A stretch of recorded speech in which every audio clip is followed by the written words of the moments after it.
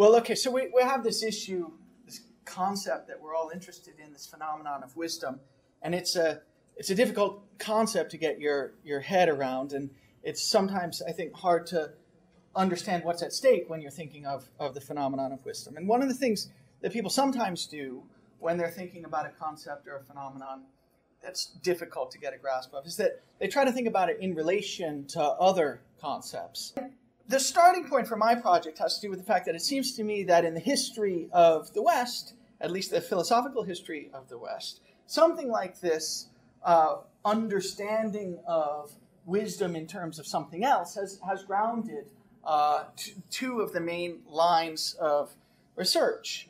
So one of the lines of research, I think, goes back to Socrates and Plato, and that's the line of research that says something like, well, wisdom is, or at least it requires, knowledge of a certain domain. But an alternate tradition comes from Aristotle, and on the Aristotelian notion, wisdom doesn't require explicit knowledge of the principles of right action or the principles of good action. What wisdom really requires is experience. So the wise person, in Aristotle's terminology, the phronimos, the person of practical wisdom, is the person who's had lots and lots of experience in living a life.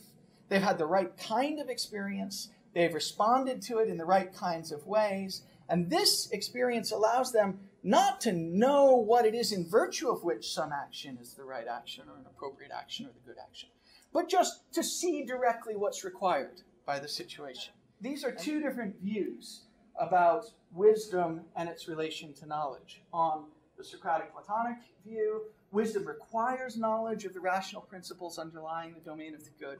And on the Aristotelian view, desire for knowledge of the rational principles might actually get in the way of your becoming a wise agent or a wise actor in certain domain. Players. Grandmaster chess players, it turns out, do very little deliberating when they're playing Grandmaster chess. When they're playing against really strong opponents, they look at a setup on the board, and it immediately occurs to them that there are 2 or 3 viable options. And to the extent that they deliberate, they spend their time thinking about those 2 or 3 viable options. But they don't see an enormous panoply of options the way a computer program would. But what's even more interesting is that when they're playing master level chess, if they just do what immediately occurs to them, they will win virtually all of the time. So they, in some sense or another, see directly what's required by the situation without having to reason it out, and in particular without understanding in any sense the rational principles underlying the goodness of that action.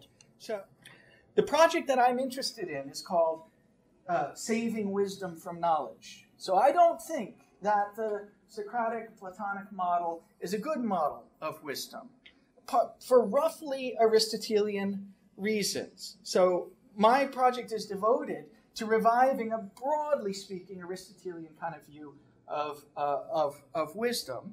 And on this view, living a good life is going to require acquiring experience in various domains of a certain sort and in the right way, so that one can see directly what's required by a situation rather than understand the underlying principles on the basis of which it's required.